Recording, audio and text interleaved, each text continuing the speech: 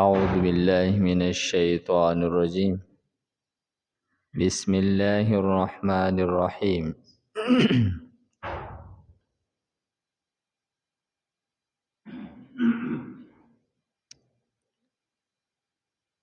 يا أيها الذين آمنوا أنفقوا من طيبات ما كسبتم ومما أخرجنا لكم من الأرض ولا تيمموا الخبيث منه تنفقون ولستم بآخذيه إلا أن تغمزوا فيه واعلموا أن الله غني حميد.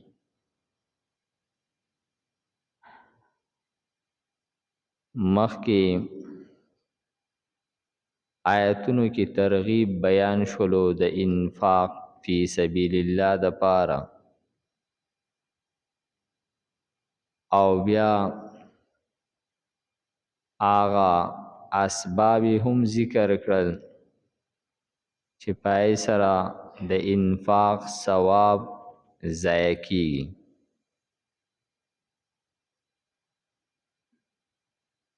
نو آغا نو دل کې وس د انفاق حکم بیانېږي او دای د پار یو بل سبب ذکر کړي. آغا اسباب چې آغا منفیو او دا اثباتی اسباب دي. نو فرمای یا ایها الذین آمنو، اے مومنانو، انفقو خرج کوي، من طیبات پاکیزه، ما هغه مال کسبتم چې تاسو ګټلی دی. یعنی عام طور باندې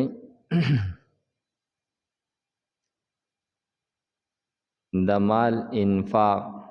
په دوو کسانو باندې واجب کی، یو سرمایدار او یو جاگیردار. نو دل کې دواړه ذکر کړی دي.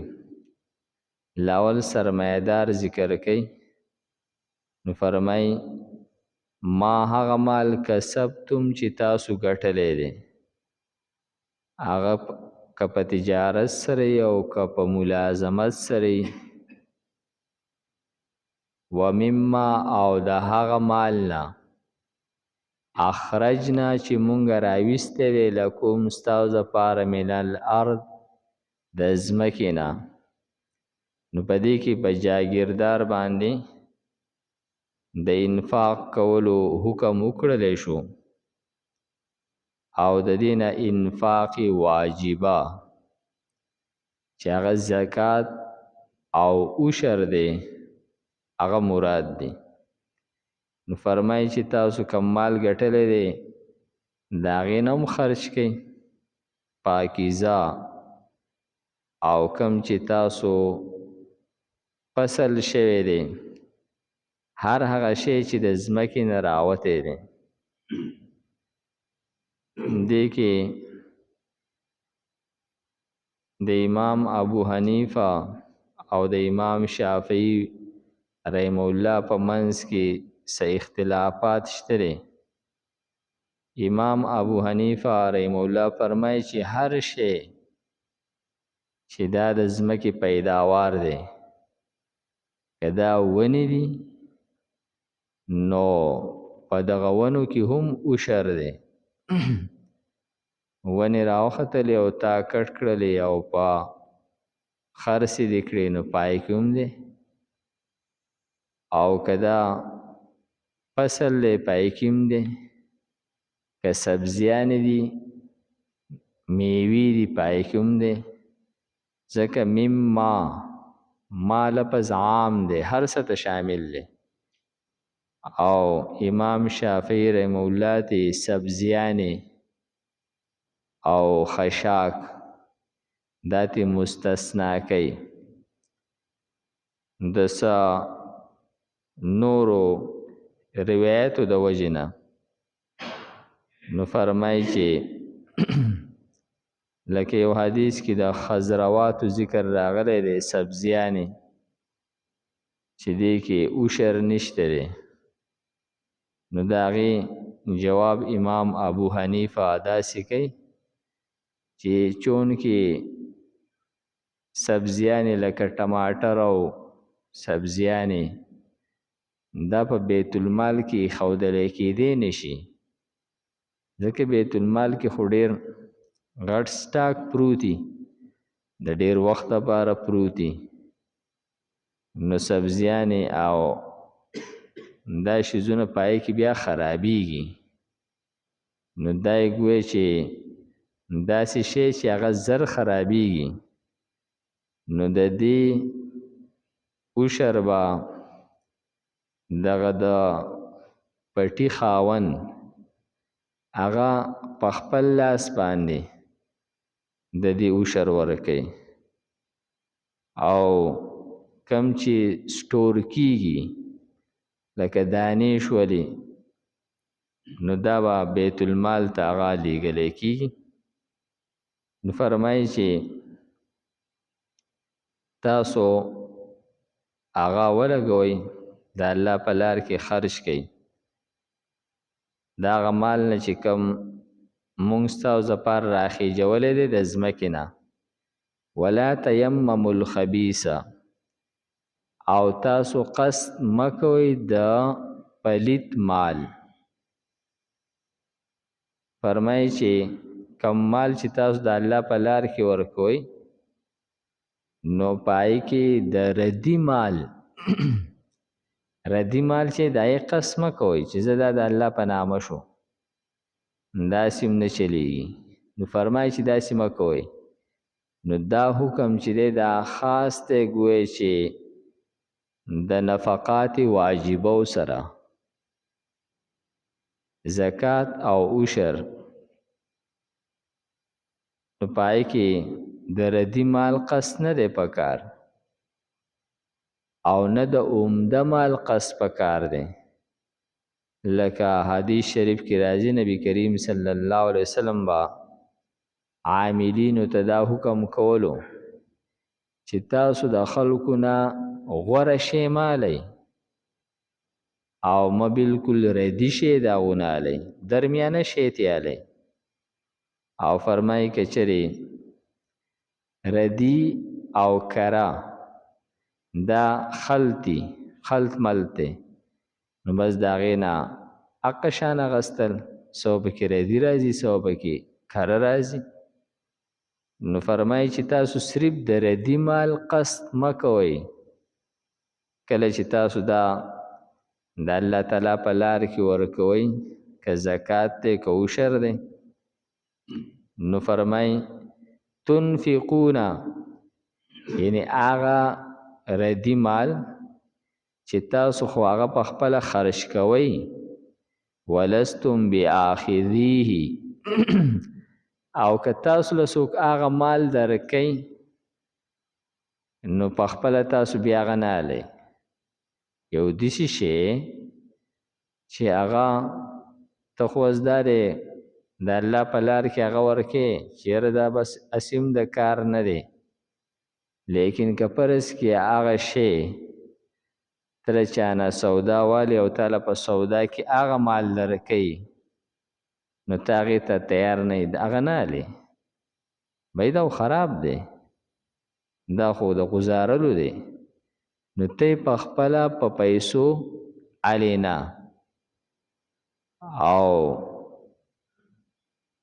دغه مال ته د الله په لار کې ورکې، نو فرمای دا نه د درست. ولستم بآخذیه، چې نه تاسو اغستون کې هغې لره، الا ان تغمزو فیه، مگر دا چې تاسو چشمپوشي وکئ پای کې، یعنې ستا په چا باندې قرض دی او هغه تاله یو ردي مال درکې ته یې وانلې، بیا ډېره موده تېره شي او بیا ورته ووایې چې یاره مال هغه زما قرض را، او بیا تاله هغه ردي مال درکې ته چې بس دا ردي م ښه دی، خو چې اوس دا د ده نه دا خپل حق اصول کما نو ته پکې چشم پوشي وکې یعنی د هغې لحاظ ونه ساتې نو فرمایي چې نه تاسو اغستونکي دې لره مګر دا چې تاسو چشم پوشي وکې پای کې یعنی بله لار ستاسو سر نه نو بیا تاسو اخلئ وعلمو او پوه شئ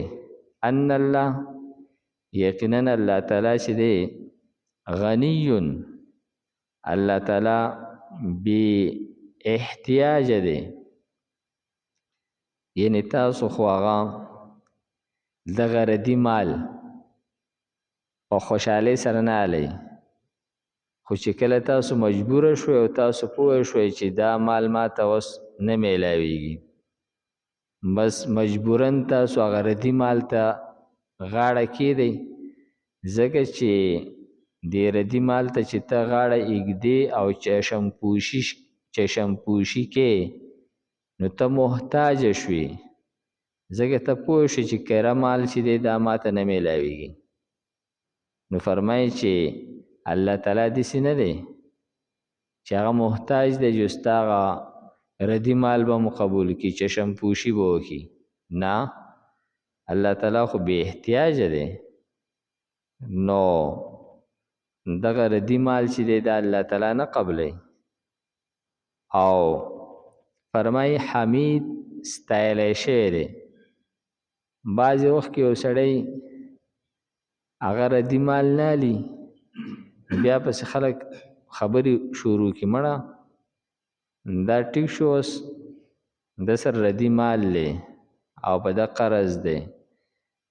چې د سره کره نشته جو ته تې ردي واله نو خلک بیا ملامته کوي په نه اخیستلو باندې نو فرمایي چې الله تعالی داسې ذات نه دی چې ته ولا ردي مال ورکې او الله قبول نه کړي نو بیا به پسې خلک خبرې کوي نو د الله تعالی ستاینه شوې ده تعریف یې کړلی شوی دی هغه د چا ستاینې ته نه دی محتاجه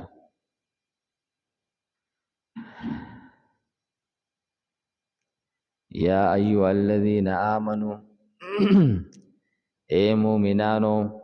انفقو خرج کوئ من طیبات د پاکیزه ما هغه مال نه کسبتم چې تاسو ګټلی دی و مما او د هغه مال نه اخرجنا چې مونږه راویستی لکم ستاسو دپاره من الارض د ځمکې نه د فصل نه ولا تیمموا الخبیث او تاسو قصد مه کوئ د پلید منه د دې نه تنفقون چې تاسو خرج کوونکي ولستم او نه تاسو بآخذیه اغستونکي دې لره الا مگر ان په دې خبره تغمزو چې تاسو چشم پوشي وکئ فیه په دې کې وعلمو پوه شئ ان الله یقینا الله تعالی چې دی غنی بې احتیاجه دی حمید ستایلی شوی دی الحمد لله رب العالمین والعاقبة للمتقین والصلاة والسلام على خیر خلق محمد و آله و اصحابه اجمعین پروردگار زموږ دا ناسته په خپل دربار کې قبول کړي پروردگار موږ ته د قرآن پاک څه مجبوج را نصیب کړي د مرګ نه مخکې موږ ته په دې باندې کامل عمل نصیب کړي وصلی الله تعالی علی خیر خلق محمد و آله و اصحابه اجمعین برحمتک یا ارحم الراحمین